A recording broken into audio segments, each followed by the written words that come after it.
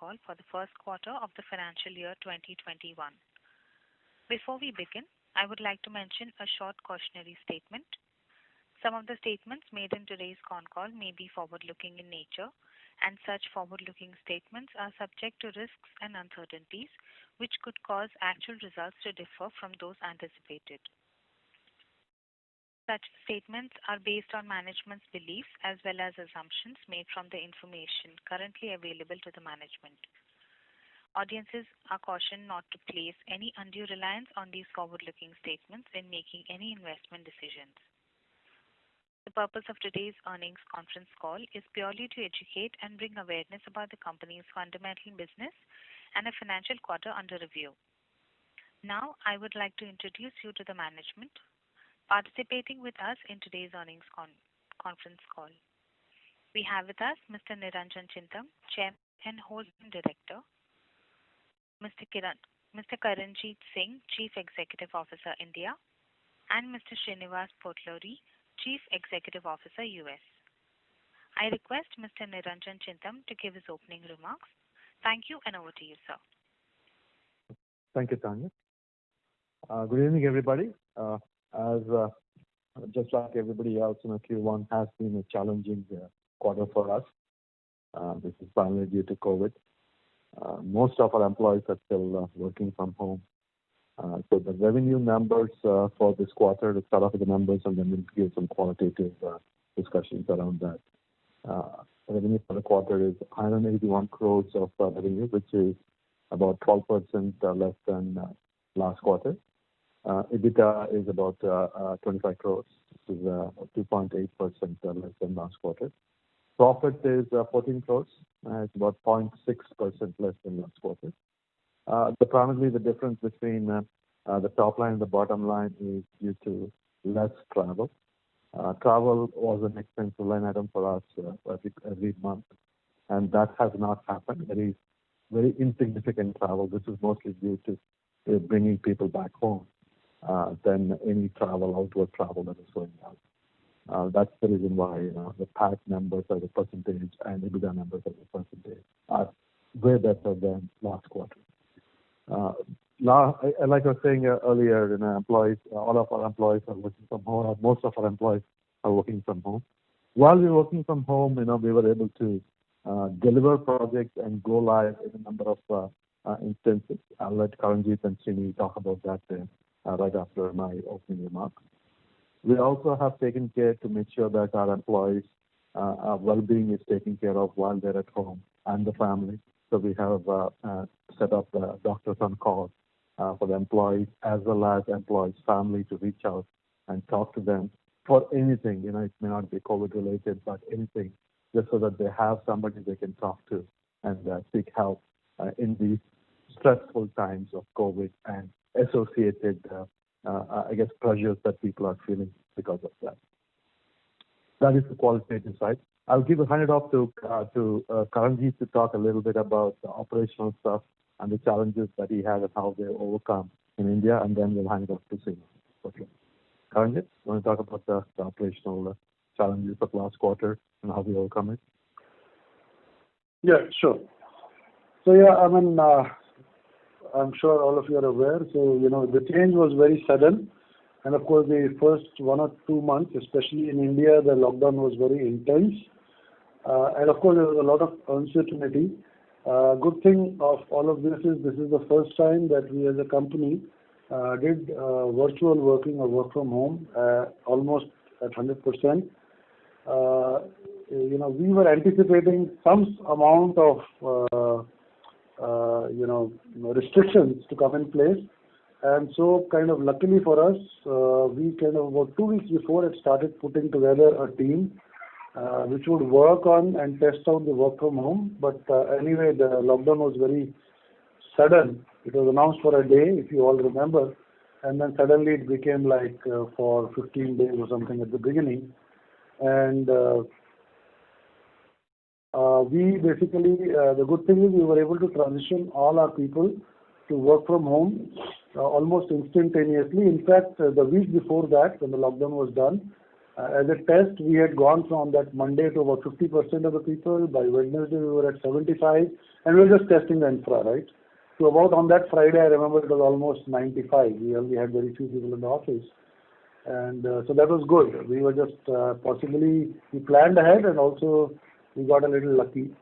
On the business side, of course, there was uncertainty, both from our customers as well, because even they were also equally uncertain, especially on the travel, hospitality, retail.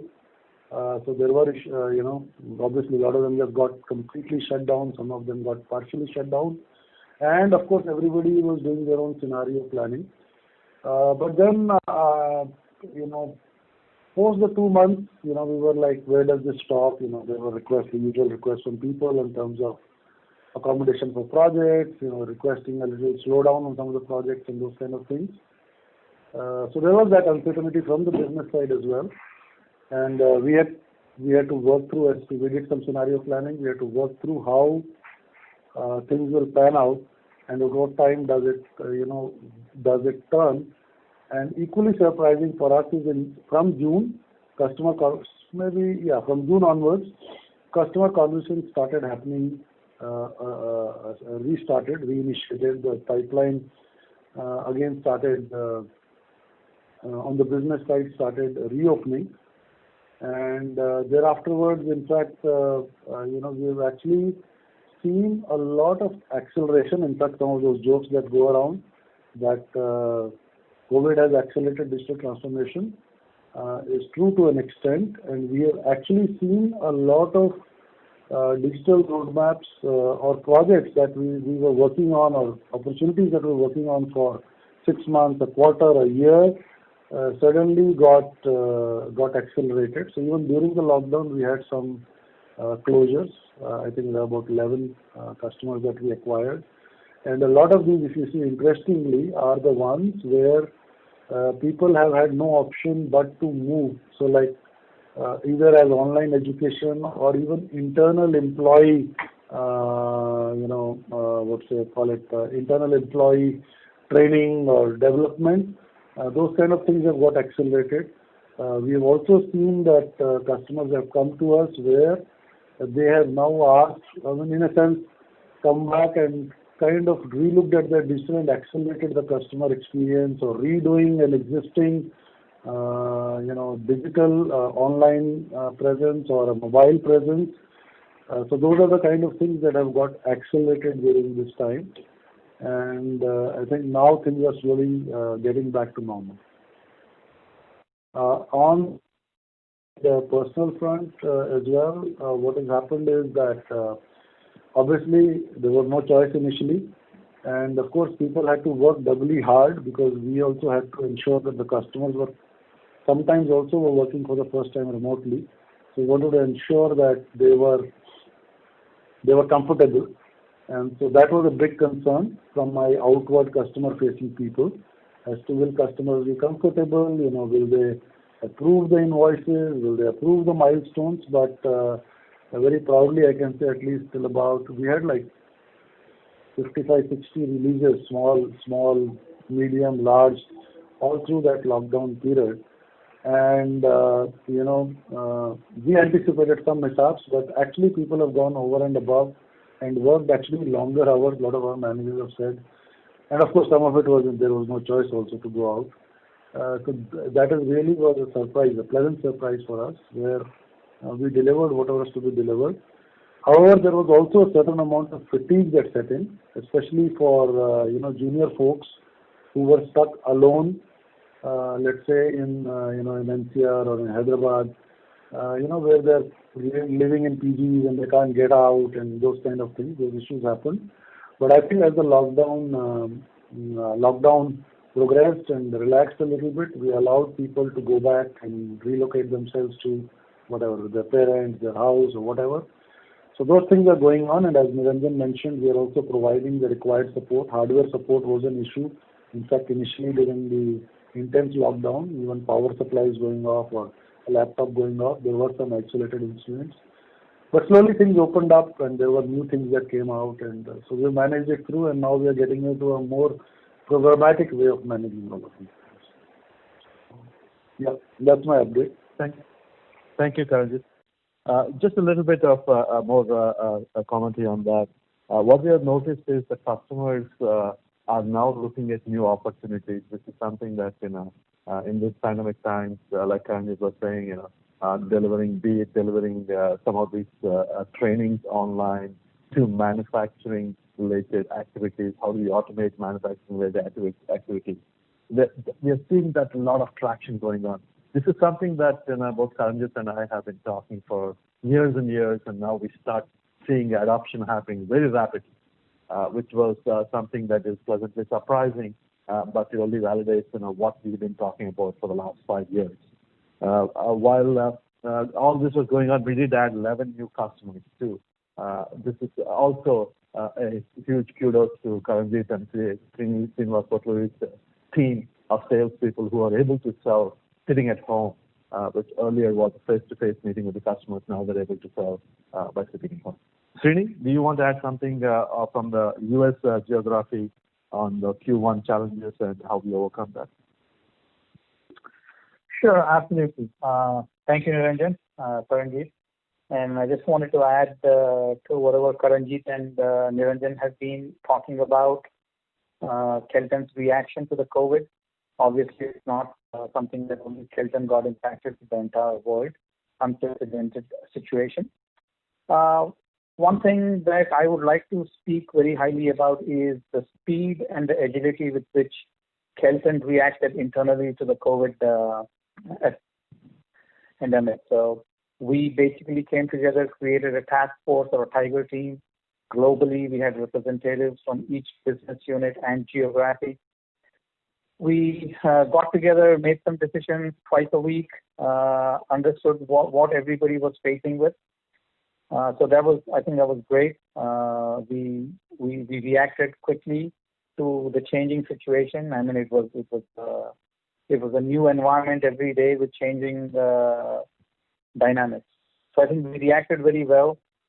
Some of our customers decided that they wanted to either cut down on the number of resources or the number of hours, etc., in the U.S., not understanding how long the impact would be. So we had to make a quick decision in the U.S., and we did, and we sent out emails and notes to all of our customers, picked up the phone, called them personally at the executive level, made sure they were comfortable and understood what their ask was, reacted in a lot of cases, and gave them some discounts either on the billing rate or on the number of hours that were being billed. And these were obviously time-bound for a quarter. So everybody was happy, business continued, but at a slightly lower pace because the customers wanted us to slow down to figure out how things would be. The staff reacted extremely well. We took the opportunity for all of our technical resources to come together, get trained. We obtained more partnerships on the technology side. And then obviously everybody got trained, certifications, etc. Did a lot of outreach from a business. Worked on building our pipeline and the webinars and started doing proactive webinars, reaching out to clients and talking to them about changes in technology, etc. So we are set up once the first quarter ended, meaning around June of this year. Clients and customers came back. We reached out to them and we said, okay, we are doing fine now. We understand what the new normal is. Let's get back up to speed and so on. So we have seen things coming back to normal, and by the third quarter we expect to be fully functional like we were last year. We don't see any changes.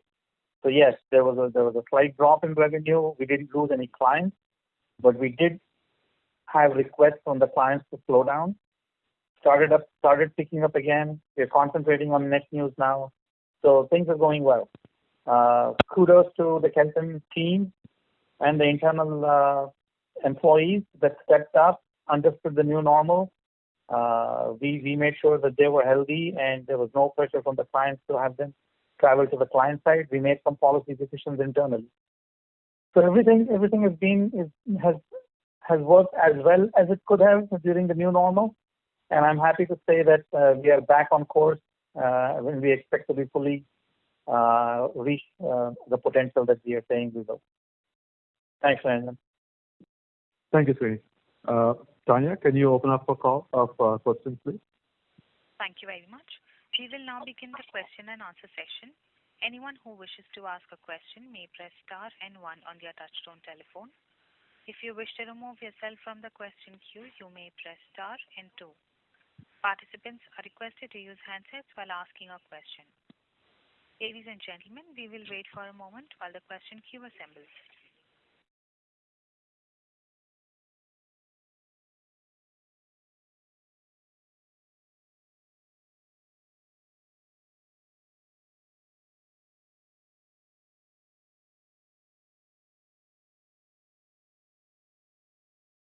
We would request the participants to please press star and one now. The first question is from the line of Vibhor Gupta, an individual investor. Please go ahead.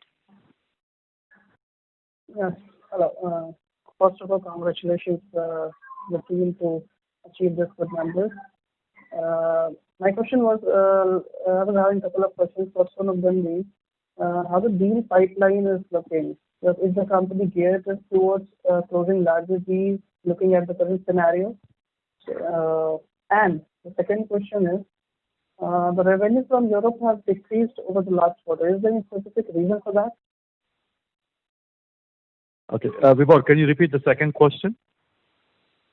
So it says the revenue from Europe has decreased over the last quarter. Okay. Got it. Okay.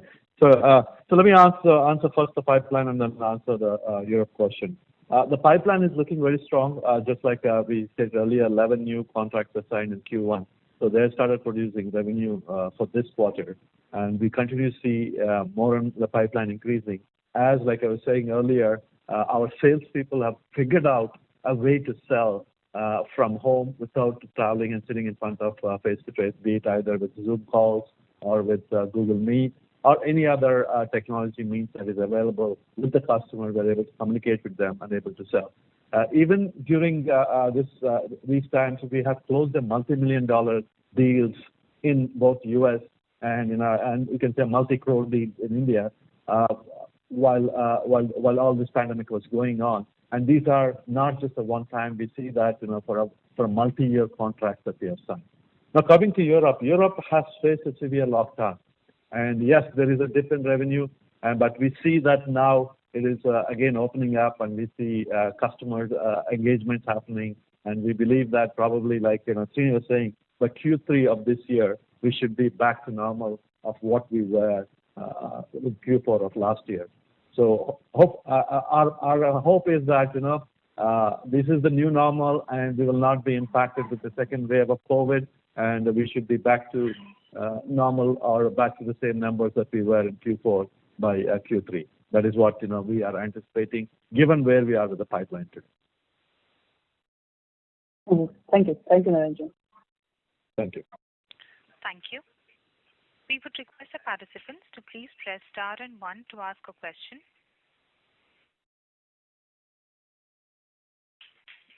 The next question is from the line of Agastya Dave from CAO Capital. Please go ahead. Thank you for the opportunity. Yeah, hi. Are you feeling okay? Your voice is slightly down this time. No, I'm actually in the U.S. It's early in the morning. I did have my coffee. So it's just that I'm speaking with my headphones on. That's all it is. Nothing else. Okay, there's a distinct change in the quality of voice. I was just wondering if you're fine. No, I'm good. It's just that the international call, maybe that it's not come out clear. Right. Good to know. So most of the questions you have already covered in your opening remarks. I had few questions where there are certain things which I'm missing. So if you can probably help me out. So one was the auditors resigned, and it was very early in their tenure, right? I believe they were going to be there for another 4 years. So what exactly happened there? Okay. So the auditor, there was a disagreement on the fees part of it, and when we saw that, it's kind of uncomfortable feeling that both him and us had, we said, okay, it makes sense. When he volunteered to resign, we said, okay, that is fine. But it's primarily the dispute started off with the fees, and that is how it originated. And when we felt that unhappy auditors are never good for any company, he wanted to resign, and we accepted his resignation. That is all it is. He was there for 2 years. He did a great job from where we were to where we are today when it comes to some of these reporting requirements, some of it, be it compliance requirements of what he has made us go through, number of hoops. We are a better company because of him, and we appreciated his style of doing things and all the stuff. It's just that the disagreement was more to do with the fees and the amounts that initial understanding and what it turned out to be. That is the only reason why. But now we have a good controls in place, and now we are able to provide timely numbers to the new auditor. Now every auditor comes up with their own controls, and we are getting, I guess, more and more mature in our controls, so which is good for us. That's the only reason why, than anything else. Right.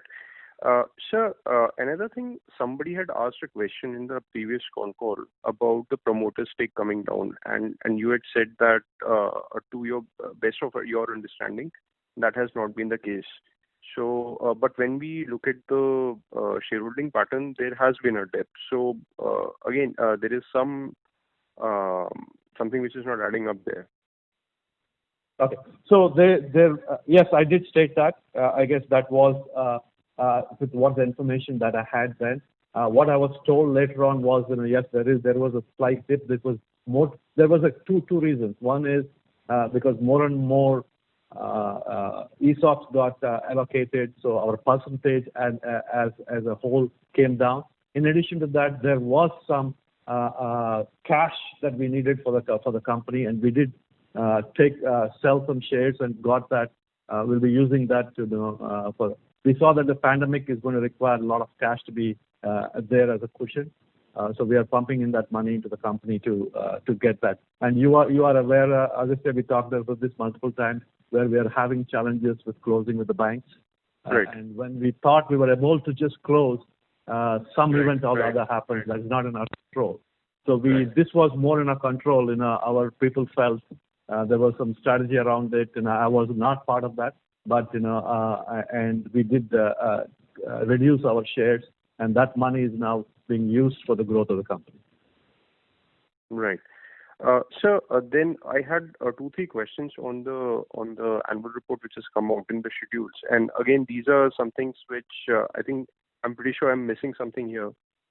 If I look at the earnouts, right, so that number has actually gone up, which are earnouts which are due. So that is one thing. Second is that the goodwill has gone up, and I can't understand, but because we have definitely sold one business, and I can't recollect us buying anything. I don't know.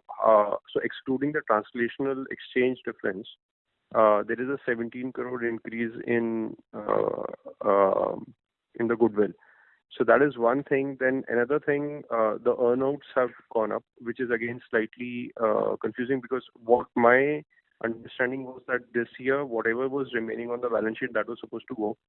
And then the third question is that so this balance sheet was released during the Q4 results also, but now that when I'm going to the schedules, I see that there is a 105 crore number which is part of accrued revenues, which I would, under most circumstances, read as receivables. So are receivables now 300 crores on a revenue base of around 750 crores? So that's a lot of receivables.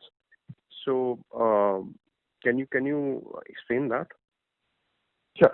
Let me first answer your goodwill and earnout. We did buy Tivix Agastya last year, and that is what is reflected in additional earnouts that need to be paid. But the other one is, you're right, it comes to the currency fluctuation. When we started off the prior rate to this year, I think rupee went up by about 5 to 6 rupees. Right. Dollar rupee parity went up by 5 to 6 rupees, and that is also reflected. So that's the reason why you see the goodwill and the earnouts going up. The goodwill primarily, like I said, is currency fluctuation. The second one is the Civics purchase that we made. Now coming to talking about your question on you can call it that these are receivables. These are not receivables. We have not raised the bill yet. So when we say accrued, this is unbilled revenue, right? We have not billed it. That bill takes place at any given time. Pretty much we have close to 20 to 30 days, depending on the type of contract that we have, is unbilled. Because we have to do an accrual basis, we do accrual basis for both accrued revenue as well as accrued payable. That is what is being reflected as accrued revenue. So I can understand 20 to 30 days, but this is 105 crores on a revenue base of 700 odd crores. So that would mean that this is what, 14%. So that's more than a month. So yes, that's typically what it is, right? Then we have this government contract that we end up with. When we have this government contract in India, India is the one that secured it up. That's why it went up. There was a couple of projects that we have worked on and that we did not get confirmation from the government, so we were not able to raise a bill. Hence, it became that more. Typically, it is close to 30 days is what it is. You're right on that. But in this Q4 scenario, because of COVID, some approvals did not happen. That's why it's there. But that should come down now and become 20 to 30 days is what it usually is. Right. So the reason that I asked this question is that the same schedule is showing that you had, I think, 85 odd crores in the previous year as well. And again, how I understand is that last year we did not have any government contracts. This year we do have. So still this number has gone up. So that is where I'm missing. It went up by 20 crores, right? It went up by 20 crores. That is what is the milestone of the government contract. But if you look at 80, right, 80 times 3, right, it comes almost to 240. So that is typically our quarterly revenue, right? So 1 month is always going to be there in accrued revenue. Okay. Okay. And so final question is on the cash flow statement, there is this entry which I haven't seen in many companies. This is cash flow from financing activities. You have changes in reserves of 15 crores. 15.5 crores, and last year there was a negative number of 5.64 crores. So again, what's the nature of this? What are these reserves, and why is this appearing in cash flow from financing? Okay, let me get that answer to you. I'm going to ask our finance guys. They're going to answer that to me. I'll take the next question from you, Agastya, while they're that's about it. So that's about it. The final question actually was a combination of that. So receivables, obviously there will be some problems. We discussed it last quarter also during this COVID period. So are you seeing the business? It seems to slowly getting back on track. But are you seeing the receivables coming down now? So this quarter also we saw, I think receivables are around 96 days, slight 4 to 5 days more than last quarter. But we are seeing starting in Q2, right? We are recovering that amount. Because of lockdown, people were unable to answer, or in some cases, people were working from home. How do you reach people? So all those challenges were there in the Q1. But Q2, I think we are seeing things coming back because people have figured out how the systems would work. And we are getting a better responses for payments as well as, but there are still some delays in Agastya on receivables. It was like say, normally, what we used to get X plus 30 days. Now it's become X plus 20 days. But it's still a challenge there. We have not come back to X yet. And we are hoping that by next quarter, we would be getting back to normal. But we understand, our customers also are facing this cash flow crunch. Same is the case with every bank.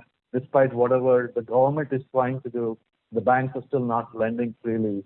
That has been a challenge, and we are facing that, and we are trying to figure out how to do, fundraising in these alternate finance world, right? So we are able to get that. It's just that, sir, just on a final thing on this, that if I look at the trade receivables and if I look at the unbilled revenue, the total is over 300 crores. If I add the two numbers, it is 317 crores. That's approaching 50% of sales, which is like 6 months. That's a huge number. So I understand in IT companies, I have a private equity investment in an IT company, and I see them struggle a lot with receivables. 100 to 120 days is understandable, but we are now approaching 180 days. So that's a very big number. So that's my only thing. But anyway, sir, thank you for answering all the questions, sir. Thank you. Sure. So the answer question on the cash flow reserves there, I guess, here, this is acquisition contingent payable. That is what is added there in there. That is the reason why you see that. So In the reserves, sir? 19 to 20, acquisition contingent payment. That's so the change in reserves? Other financial liabilities, right? That is what is showing up there. Sorry, that is can you about repeat that? 17 crores. Can you repeat that, sir? I lost your... Okay, so I was saying that this is mainly due to increase in acquisition payment, and that is what is showing up in the cash flow as acquisition contingent payment was 36 crores versus 21 crores. Last year was 21, this was the 36. Right, that's the note part. Yeah, I got it, sir. I got it. Thank you. Thank you.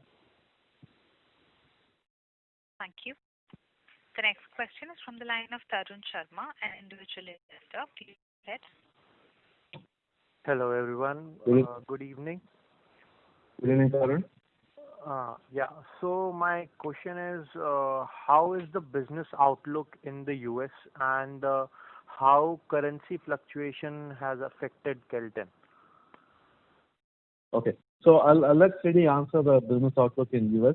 I will answer about the currency fluctuation. I think, you are primarily talking about now that the rupee has appreciated. What is the impact because of that? Okay. Yeah. And US today we are not, because now is that, we are making money in dollars, we are spending money in dollars. So for us, it's a natural hedge for us. We're borrowing against the US dollar. At least, 50% of our borrowing is happening as US currency borrowing. So it becomes a natural hedge. So our revenues in India are also about 50% of revenue is coming from, US/Europe. So the natural hedge is happening there. But coming to the business side, I'll let Srini answer that. How are things going in the US? Srini, want to take that? Sure. Yeah, like I mentioned earlier during my comments, yes, the first quarter was a little bit of a hiccup. Second quarter, we have all of our existing customers, existing contracts are all back to normal, and we have focused on net new. We have seen actually the pipeline that we have built due to our development and outreach and sales activities has tremendously helped us. We see a great pipeline within our system, and clients are reacting. They're seeing that, okay, this is the new normal. We have to adjust to it. We cannot stop our business flow. So we have had, other than maybe the industry which caters to hotel and travel, all of our clients have bounced back. We're doing well. I'm expecting that because the business is going to go up by third quarter, even the hospitality industry is going to come back up. So it is looking very healthy. It is looking good.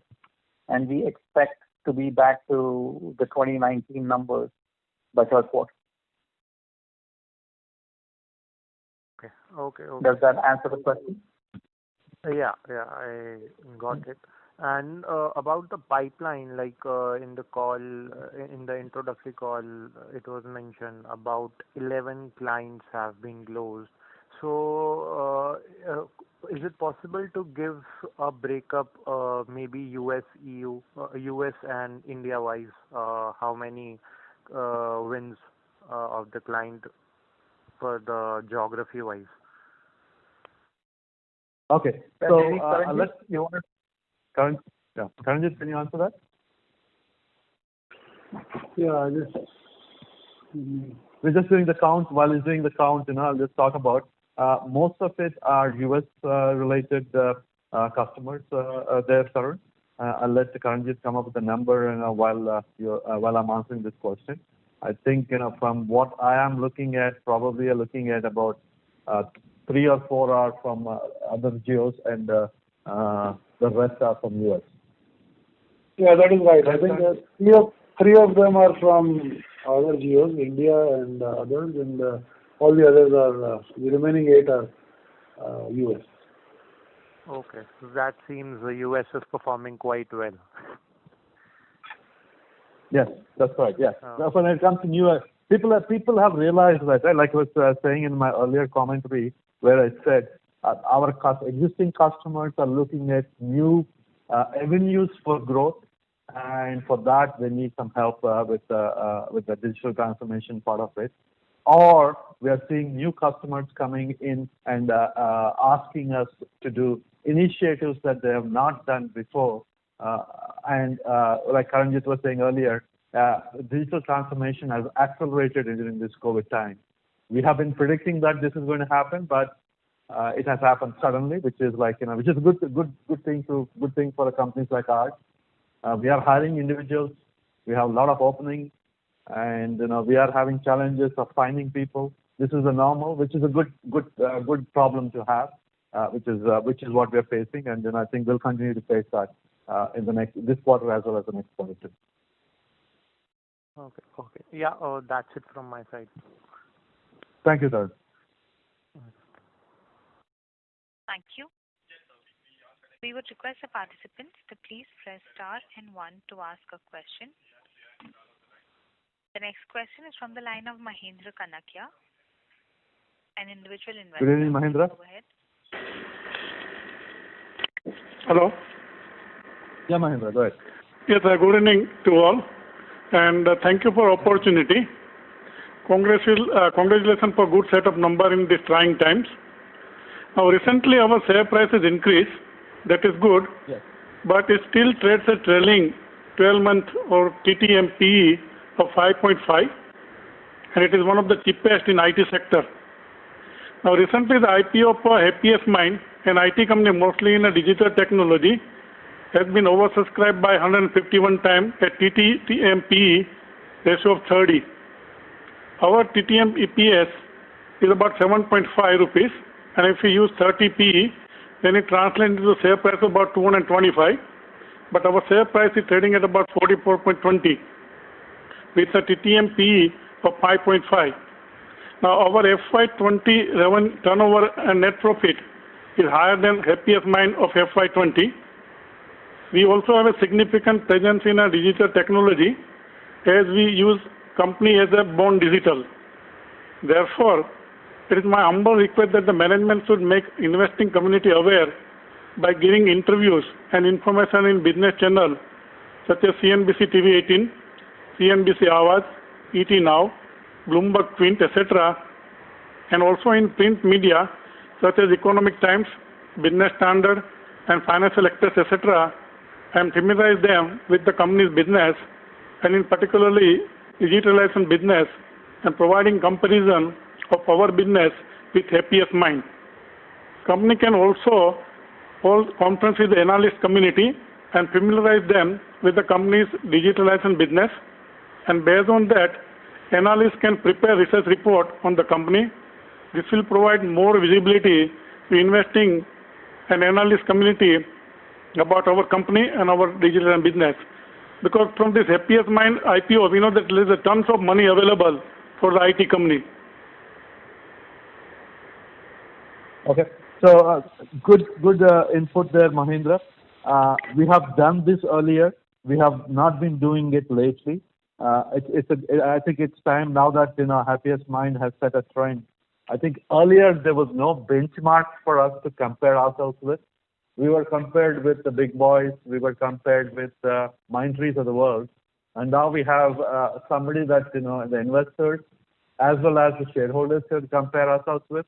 We feel the same kind of heartburn that you are seeing, where we have been there earlier and we are not getting recognized, and Mindtree, I'm saying, sorry, Happiest Mind has been recognized, which is a good thing for us because people will start noticing us, and probably our share price would reflect that.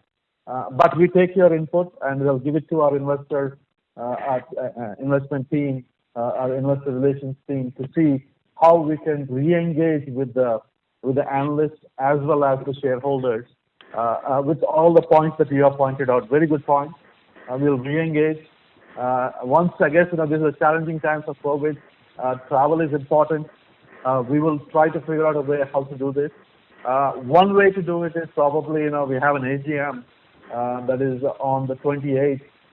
If you can tell your friends to participate in this AGM, they get a feel for what we do, how we do. We have been trying to be as transparent as we can, and we are making strides towards more transparency every year. But great advice. We will take that and give it to our investor relations people and see where we can go with this. Thank you. Okay, good. And I have one more question. Just curious. Now since COVID-19, so the whole world now knows that people can work from the home, and the location is not a matter. Now we have a lot of staff in US, and there's a problem with the H-1B visa, and all this thing is happening. So we cannot shift a lot of work to India, where we pay in a rupee with a lower cost, and then it can significantly improve our earning. You're right, Mahendra. We are looking at that. We're also looking at nearshore. Srini has initiatives where we are saying we are having difficulty finding people in US. He's looking at potentially looking at maybe Canada being an option for us for the nearshore part of it. Earlier it used to be, you're right. Earlier it used to be that the customers requested all of our employees to be on site. Now they're appreciating work and seeing that productivity is not dipping by working from home, and that home could be wherever in the world. All of these technology companies are doing that, and we are approaching our customers. Hopefully next year. This year, it's too early to make changes because once COVID, I guess, peters out, what happens is where we have to figure out. Once this new normal, is this the new normal, or is it going to change to something else?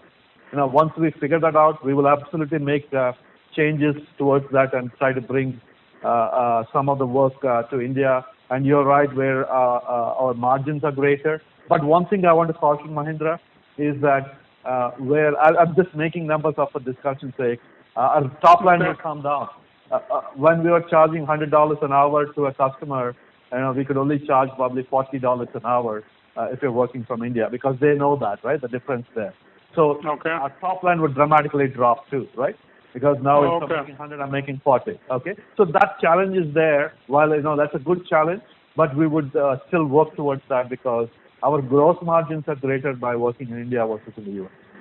So great point, and we are looking at that. It's just that a little bit early days to make decisions towards that. Okay, good. Okay, then thank you for your time. Thank you. Thank you. We would request the participants to please press star and one to ask a question. The next question is from the line of Jay Sharda from Kelly Kama. Please go ahead. Hi guys, congratulations on a really good set of numbers in this challenging time, and thanks for taking my question. I actually have a bunch of them, so I'll just get rid of the housekeeping questions first. So I see that the EBITDA margins in this quarter have are a little lower than earlier, and I'm not counting Q4, of course, because of the extraordinary time that was. Is there any reason for that specifically, or is it just the continuation of the COVID impact? So it's actually a continuation of the COVID impact, like we were talking about earlier. Good evening, Jay. I know I owe you a call, so I'll give you a call. It's just that it's been crazy busy because of COVID times. I was unable to call you back. I'll call you in a little while. So coming to your questions, it is the COVID impact. We had to give discounts to our customers. there is an impact because of that. So it came down from, let's say, if you compare year on year, from 16 to 14%. But if you look at it from March to now, it is actually better. But year on year, you're right, the numbers are lower. That is primarily due to COVID impact. We should be able to recover some of it this quarter, and hopefully we'll be back to normal next quarter. Again, the reason why we say hopefully always, Jay, we're hedging is because we don't know what COVID, I guess, resurgence, if it happens, what would that impact be? So that's the reason why our numbers today look this way, and we should be able to recover from this. Understood. That's great. In terms of hiring, I'm sorry if I missed the numbers because I missed part of the opening statement. But any numbers on the headcount in this quarter and in the current quarter? I don't have a number top of my head, Jay, but I know Karanjit has quite a few openings. I know Srini has quite a few openings. And it is a good problem to have. At the same time, I'm always worried about cash. So I'm also we're doing just-in-time hiring. So if we are able to close with the banks that we anticipate to close soon, then we would probably open up a little bit more on the hiring. I think Karanjit will talk towards some of the interns that we took in, or new hires that we took in. Karanjit, can you talk about the new hires that we took in and we deferred, and now we are again back to bringing them back on board? Yeah, just when the lockdown started, in fact, there was a plan. We usually do about 2 batches of hire, a major and a minor wave. And so we had about, I think, 55 or 60 odd people that were planned to join before the lockdown happened. And so we obviously had to defer because we're just trying to work out things. And in fact, we restarted that training virtually for the first time, I think somewhere around end June or July sometime. We did the same for our business hires from MBA schools. And while we are being conservative, but we talked about these wins, and we have had to staff up. And I would say we have added a significant number of lateral hires as well. And as we speak, I think I must have about at least 30, 40, maybe 40, 50 positions open at this time. Okay. Got it. That's good to hear. Sorry. The next question I had was on the warrants. And I see that, so is my understanding correct that the entire subscription to the warrants is by the management team? No. Second part of the question. No. Okay. It's only some part of it. Srini and Karanjit, felt that the business wise, we're doing good, despite what the COVID is doing. We've been in discussions to try to raise this money. I think we did talking to you also, Jay, in some of this stuff. Yeah. And what happened is that Srini found some like-minded people in the US, and they have decided to invest. Unfortunately, we as promoters could not participate in this round because of already we have invested all of our things, and we don't have any more to invest in the company. So Srini has found some investors in the US to invest in this. So it is a third party that is investing, but somebody that that Srini, is Summit Capital. Yes, correct. Yes, that is somebody that Srini has worked with before and has intimate knowledge of those individuals. So they wanted to, when he started talking about, especially during this COVID times, right? We felt that we need to raise money. We don't know how long this impact would be, and the impact in cash flow. We are seeing strain. I think we talked about this multiple times where we said, there is a strain in cash flow, and we were worried about what would be the impact because of COVID. So Srini found some investors. He wanted to participate. Karanjit wanted to participate. That's the reason why we went for this round. The pricing, the pricing was something that is determined by the market. When we started talking, the price of our share was about 15 to 17 rupees. But when we finally closed, it was about 25 rupees is what the one came down. Okay. Got it. Sounds good. And the last question I have is, briefly on the pledging. Because of the fall in share price, there's some additional requirement to pledge the shares, right? Correct. Correct. Is that with the increase in stock price, is that expected to reverse now? And yeah, yeah, it is supposed to, right? In normal circumstances, it's supposed to. We've been pushing the banks to release the shares aggressively, and it's always like hey, you do this for me, they'll do it. Now I said, and I stopped playing that game anymore. They wanted more business to give release my shares back. I reversed it and said, you give me the shares, I'll give you more business. It came that way that I had to put a draw it somewhere. I can't be always being dictated to by the banks and telling me, hey, you do this for me. And I said, okay, you give me the shares, I'll do it. That's where we are today. So there's that argument going on between the bank and us.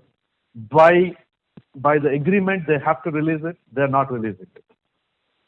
Right? Whatever is on paper, they have to release a significant amount of shares. It's not like a small one.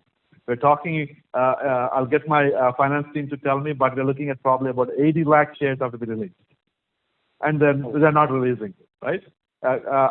Finance guys, can you confirm that, please? So that is where we are, and that's what we are fighting with the banks. Understood. That's great to hear, actually. Right, that's all the questions I have. Thank you. Thank you. Thank you.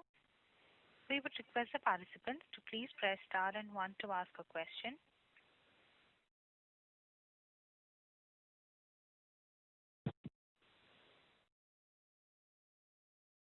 Anyone who wishes to ask a question may press star and 1 now.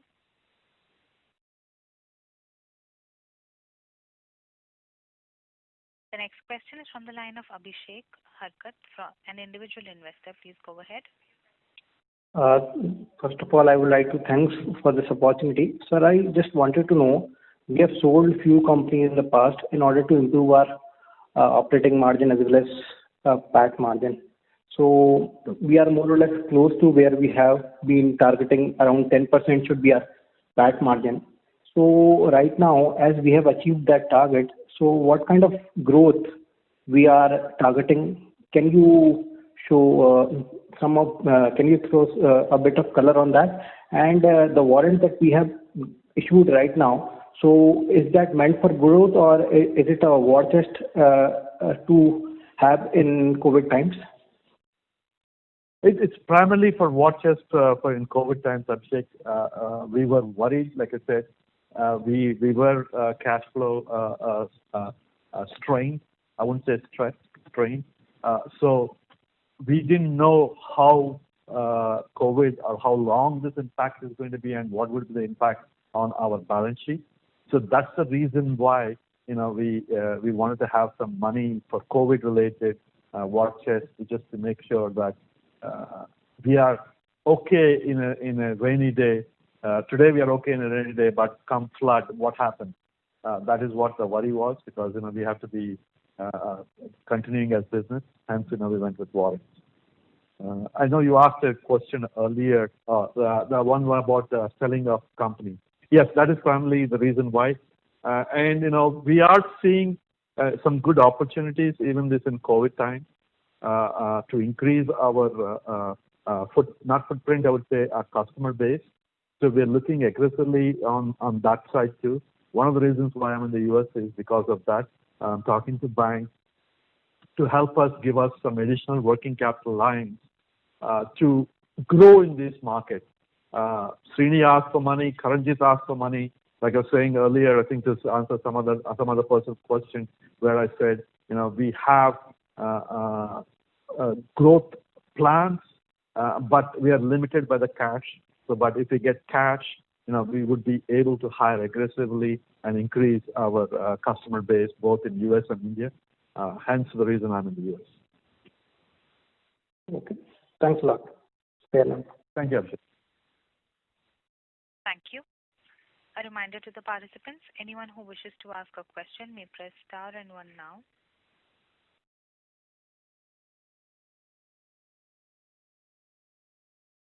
As there are no further questions, I would now like to hand the conference over to Mr. Niranjan Chindam from Kellton Tech Solution Limited for closing comments. Great. Again, first of all, I just want to confirm that the number of shares to be released by the banks is around 80 lakhs, which is what I said earlier is accurate. Now, I wanted to talk to you. I think some of you have brought up very good points. Mahindra is one where he said that we should be talking to investors, doing investor calls, doing presentations, going on CNBC. I think but earlier I used to be all the time on CNBC. Lately we pulled back, but I think we want to re-engage. Now that somebody else has set a benchmark of what the stock price should be, it's easy for us to now compare ourselves with them and say, okay, hey, we are doing that and more. So our numbers should be higher. I never like to talk about the stock price, but we can always compare and say, hey, they're doing this and we're doing this. That is one way for us to compare ourselves with them. And we will make efforts, hopefully, maybe starting next quarter or after this calendar year, because that's when the COVID would subside and we should be able to get out and do a lot of things that we were unable to do now. So want to close out with we have AGM on August 28th. Look forward to all of you participating. Since it's a video call based AGM, many of you sitting at home can come on board. Tell that to your friends, your family, investors, whoever you have, financial advisors, to come on board, hear our story. If not anything else, just listen to us how we do what and how we're able to get a lot of customers and success stories despite all the limitations that we are facing. That would give a lot of people an opportunity to look us from inside and understand and probably invest for the future. With that, I want to thank everyone who got on this call. Looking forward to seeing you at the AGM. Thank you. Thank you, Tanya. Thank you. On behalf of Kellton Tech Solution Limited, that concludes this conference. Thank you for joining us, and you may now disconnect your lines.